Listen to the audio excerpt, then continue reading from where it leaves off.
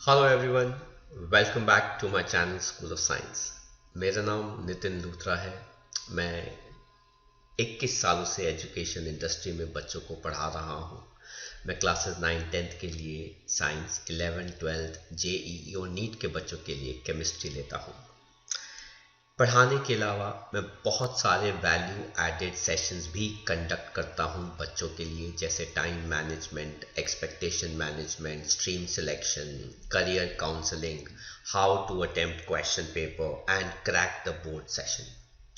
ये सारे value added sessions मैं दिल्ली के टॉप स्कूल्स के अंदर मल्टीपल टाइम्स कंडक्ट कर चुका हूँ और मैं ये सब वैल्यू एडेड सेशंस आप लोगों के लिए भी ज़रूर अपलोड करूँगा।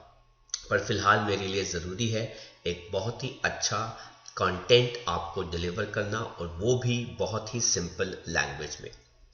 तो चलिए शुरू करते हैं हम अपने अगले लेक्चर के साथ, जो class 12th chapter coordination compound पे बेस्ड है। पिछले लेक्चर के अंदर हमने पढ़ा था कि कोऑर्डिनेशन कंपाउंड्स क्या होते हैं, उनके अंदर किस टाइप का बॉन्ड होता है और कौन सी थ्योरी ने कोऑर्डिनेशन कंपाउंड्स को सबसे बिगिनिंग में, स्टार्टिंग में एक्सप्लेन किया था। हम अपने अगले लेक्चर में पढ़ने वाले हैं कुछ बेसिक टर्म्स जिनको हम यूज करेंगे to explain and to understand this chapter better. सबसे पहली टर्म हमारी जो इसके अंदर आती है वो है लाइगेंड।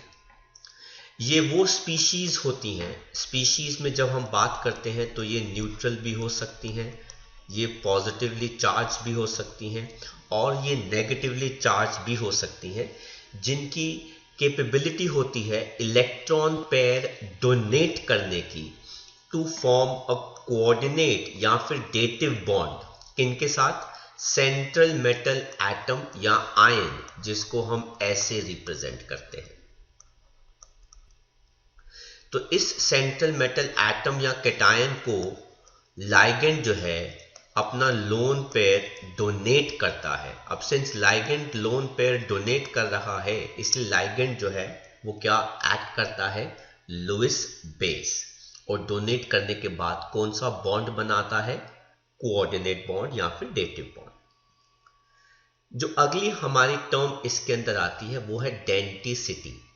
मतलब किसी भी लाइगेंड के पास कितनी डोनर साइट्स हैं, मतलब वो कितने लोन पेयर डोनेट कर सकता है या कहां से लोन पेयर जो है वो डोनेट कर सकता है, उसे हम कहते हैं डेंटिसिटी। तो इसके अंदर हमारी सब हेडिंग आती है मोनोडेंटेट लाइगेंड्स या फिर यूनिडेंटेट लाइगेंड्स। ऐसे लाइगेंड जिनके पास सिर्फ एक ही डोनर साइट है, ओनली वन डोनर साइट। जैसे पानी के अंदर ऑक्सीजन के पास लोन पेयर होता है, तो उसकी जो डोनर साइट है वो कौन हो गया? ऑक्सीजन। अमोनिया के अंदर लोन पेयर नाइट्रोजन के पास है, इसलिए उसकी डोनर साइट जो है वो कौन है? नाइट्रोजन। साइनाइड के अंदर लोन पेयर कार्बन के पास है, इसलिए उसकी डोनर साइट जो है वो कौन हो गया? कार्बन। एंड आइसोसाइनाइड के अंदर lone pair electron density nitrogen के ऊपर है, इसलिए इसकी डोनर साइट जो है वो कौन हो गया? नाइट्रोजन। अब हमने यहां पर बड़ी अजीब सी चीज देखी कि इंटरेस्टिंग फैक्ट देखा, इनफैक्ट हम इसको अजीब सा नहीं बोलेंगे, कि साइनाइड और आइसोसाइनाइड एक दूसरे में इंटर कन्वर्ट होते हैं, तो हमने एक नई टर्म बना दी, वो क्या है? Ambidentate ligands. मतलब ये वो यूनिडेंटेट लाइगेंड्स हैं जिनकी डोनर साइट्स बदल सकती हैं अगर वो चाहे तो। जैसे हमारे पास अगर सी से अटैक हो रहा है तो उसका नाम क्या आ जाएगा? साइनाइडो। और अगर एन से अटैक हो रहा है उसका नाम क्या आ जाएगा? आइसोसाइनाइडो। तो है ये मोनोडेंटेट, अटैक एक ही जगह से होगा, या तो कार्बन से करा लीजिए या फिर नाइट्रोजन से करा लीजिए। अगर कार्बन से होता है तो नाम आ जाएगा साइनाइडो, और अगर नाइट्रोजन से होता है तो नाम क्या आ जाएगा? आइसोसाइनाइडो। ऐसे ही हमारे पास एक और होता है थायोसाइनेटो, जिसके अंदर अटैक या डेंटिसिटी जो है वो सल्फर की तरफ से होती है। और दूसरा होता है आइसोथायोसाइनेटो, जहां पे अटैक जो है वो कहां से होता है? नाइट्रोजन की तरफ से होता है। और एक और एग्जाम्पल हमारे पास आता है, वो है नाइट्राइटो N। अगर अटैक नाइट्रोजन की तरफ से है तो हमने पॉइंट ऑफ अटैचमेंट N भी बता दिया। और दूसरा हमारे पास क्या है, नाइट्राइटो O, जिसके अंदर हमने पॉइंट ऑफ अटैचमेंट या डोनर साइट जो है वो क्या बता दिया, O। तो हमने इस केस में नाम सेम रखा but point of attachment specify कर दिया।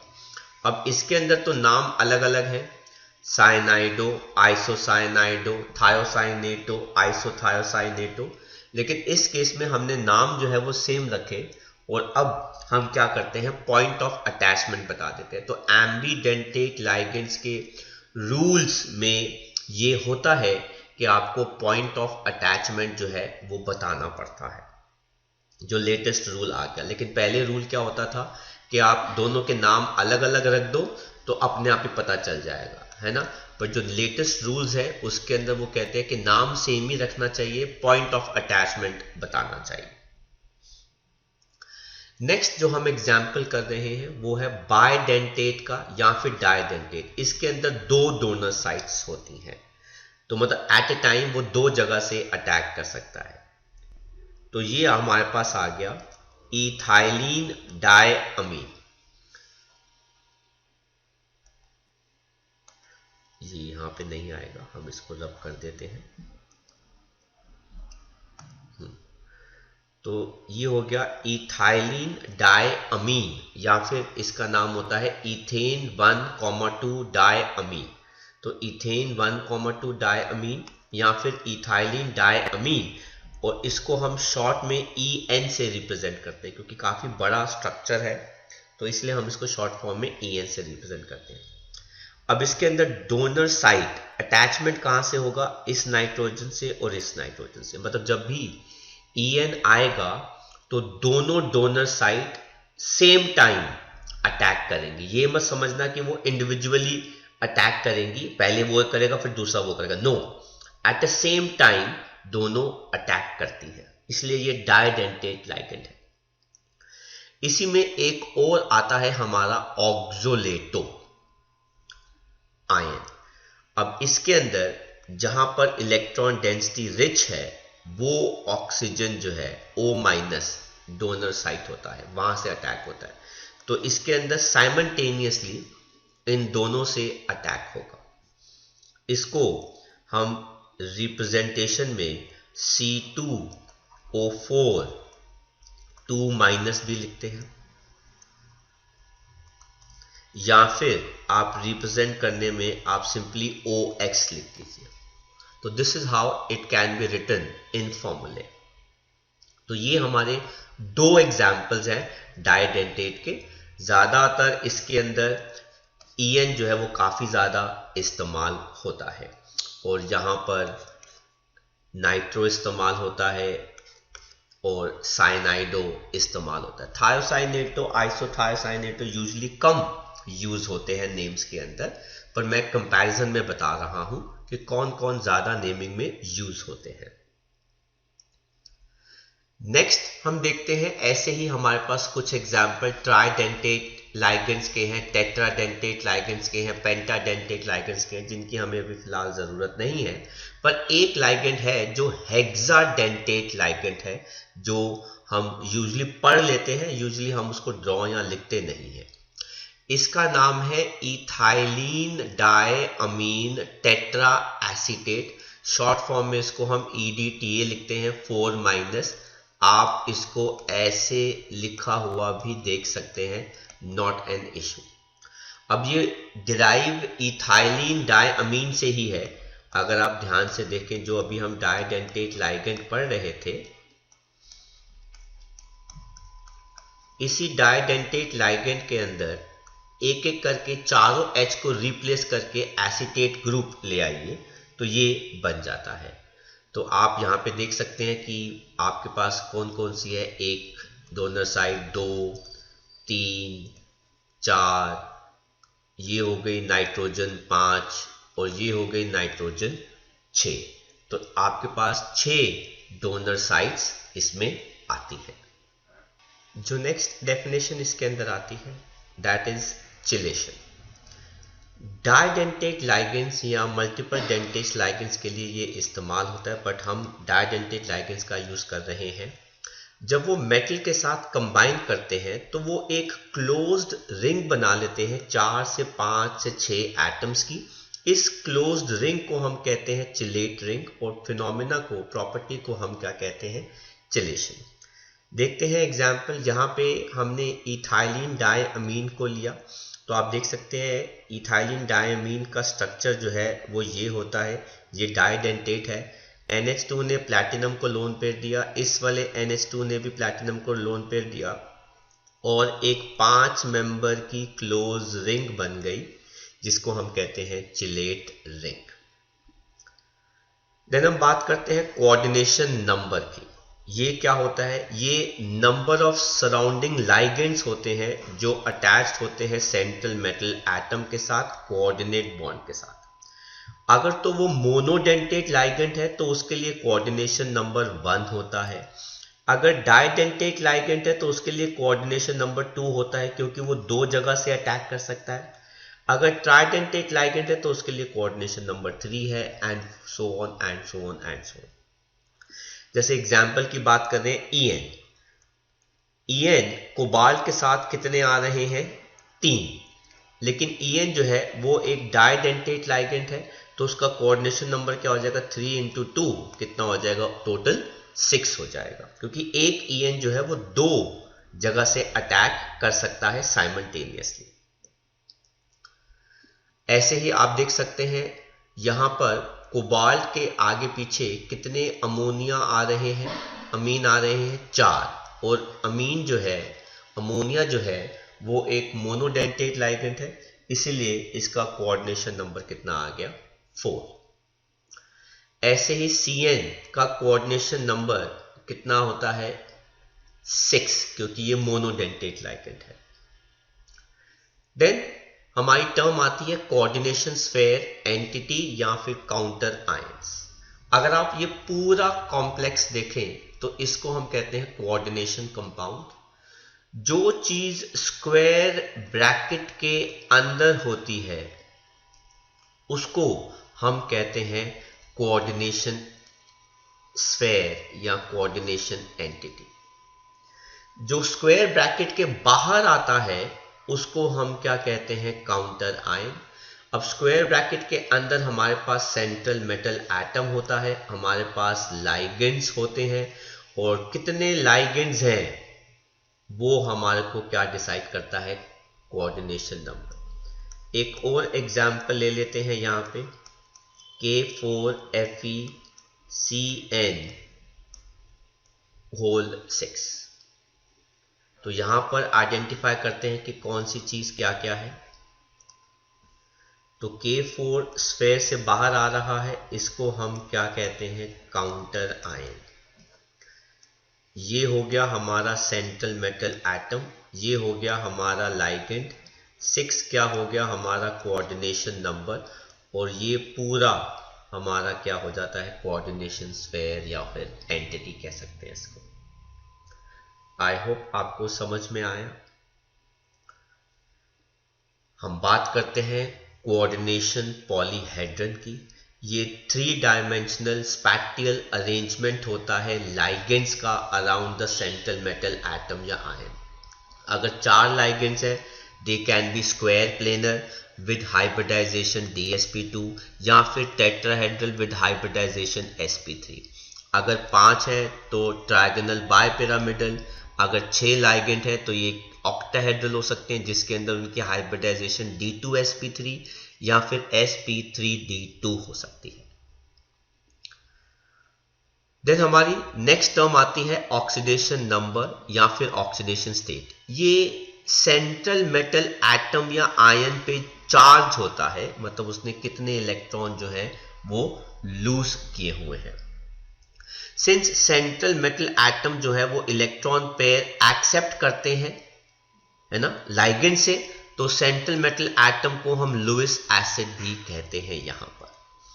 तो चलिए देखते हैं कैसे निकालते हैं कोऑर्डिनेशन नंबर। लेट्स सपोज हमको ऑक्सीडेशन नंबर, लेट्स सपोज हमको कॉपर का ऑक्सीडेशन नंबर निकालना है, तो हम क्या ले लेंगे, वो X। प्लस कितने अमोनिया है 4, अमोनिया पे चार्ज कितना होता है 0। हम आगे जाके लेक्चर्स में देखेंगे कि किस लाइगेंड पे क्या चार्ज होता है, और ये सब मिलाकर उस स्फेयर पे चार्ज क्या आता है, यहां पे +2 है। तो ये कितना आ जाएगा, x + 0 = +2। तो ऑक्सीडेशन नंबर कॉपर का कितना आ गया इसमें, +2। ऐसे ही ऑक्सीडेशन नंबर आयरन का निकालते हैं। Let's take it as x। Cn पे कितना चार्ज आता है, -1, और ऐसे कितने हैं 6। ये सब मिलाकर ओवरऑल चार्ज कितना आ रहा है, -4। तो x - 6 = -4। तो यहां पर आयरन का ऑक्सीडेशन नंबर कितना आ रहा है, +2। सिमिलरली निकल का ऑक्सीडेशन नंबर निकालते हैं। Let us take it as x plus कितने हमारे पास कार्बोनाइल आ रहे हैं 4, और कार्बोनाइल पे ऑक्सीडेशन चार्ज कितना होता है 0। इन सब को मिलाकर इस पे कोई भी चार्ज नहीं है, तो उसको हम क्या लिखेंगे, 0। दैट मीन्स इस कॉम्प्लेक्स के अंदर निकल का ऑक्सीडेशन स्टेट कितना है, 0। मतलब निकल ने बिना इलेक्ट्रॉन लूज करके कॉम्प्लेक्स बनाया हुआ है, ऐसा भी होता है। देन हम बात करते हैं होमोलेप्टिक कॉम्प्लेक्सेस की। ये वो कॉम्प्लेक्सेस होते हैं जिनके अंदर एक जैसा ही लाइगेंड होता है। जैसे अभी हम बात कर रहे थे, कॉपर के साथ 4 अमोनिया जुड़े हुए हैं, तो ये होमोलेप्टिक कॉम्प्लेक्सेस हो गए। ऐसे ही हमारे पास होते हैं हेट्रोलेप्टिक कॉम्प्लेक्सेस। इनके अंदर कम से कम 2 अलग अलग लाइगेंड्स होते हैं। अब मैं इसी में ही क्या कर रहा हूं, 2 अमोनिया कर दिए और 2 पानी कर दिए, तो इसके अंदर 2 अलग अलग लाइगेंड्स हो गए। तो ये क्या हो गए, हेट्रोलेप्टिक कॉम्प्लेक्सेस। देन हम बात करते हैं questions based on this topic जो हमने किया है। एक्सरसाइज का ये 3rd क्वेश्चन है। कहते हैं explain with examples each of the following. Coordination entity अभी हमने पढ़ा, लाइगेंड हमने पढ़ा, कोऑर्डिनेशन नंबर पढ़ा, कोऑर्डिनेशन पॉलीहेड्रन पढ़ा, होमोलेप्टिक पढ़ा और हेट्रोलेप्टिक, सारी डेफिनेशंस हमने पढ़ी। देन एक्सरसाइज का 4th क्वेश्चन कहता है what is meant by unidentate ligands. Ligands जिनके पास सिर्फ एक ही डोनर साइट होती है। डाइडेंटेट के पास 2 डोनर साइट्स होती हैं। एम्बीडेंटेट के पास ऑप्शन होती है। ये होते तो यूनिडेंटेट है, लेकिन इनके पास ऑप्शन होती है कि ये अटैक कहां से कराएंगे। एंड वो कहते हैं एग्जाम्पल दीजिए। तो यूनिडेंटेट के एग्जाम्पल में पानी आ सकता है, अमोनिया आ सकता है। डाइडेंटेट के अंदर EN आ सकता है या फिर ऑक्सो आ सकता है, और एम्बीडेंटेट के अंदर साइनाइडो या फिर आइसोसाइनाइडो आ सकता है। एग्जाम्पल्स की बात करें तो एक्सरसाइज का 5th क्वेश्चन कहता है आपको ऑक्सीडेशन नंबर्स निकालने हैं इनके अंदर मेटल्स के। अब इसके लिए आपको पता होना चाहिए कि लाइगेंड्स पे क्या क्या चार्ज आ रहे हैं। जैसे मैं आपके साथ शेयर कर सकता हूं, पानी पे चार्ज 0 होता है, Cn पे चार्ज -1 होता है, En पे चार्ज 0 होता है। तो अगर मुझे कोबाल्ट के लिए निकालना है तो मैं उसको क्या अज्यूम कर लूंगा, x प्लस पानी के लिए कितना आ गया 0, प्लस साइनाइड के लिए कितना आ गया -1, प्लस En के लिए कितना आ गया 0। ये सब मिलाकर चार्ज कितना आ रहा है, +2। तो ये कितना हो जाएगा, x - 1 कितना आ गया, +2। तो कोबाल्ट का ऑक्सीडेशन स्टेट कितना आ गया, +3। राइट, तो मैं इन सबको हटा रहा हूं। ऐसे ही हम बात कर रहे हैं PtCl के लिए। Cl पे -1 होता है, तो आप इसको क्या अज्यूम कर लेंगे, x।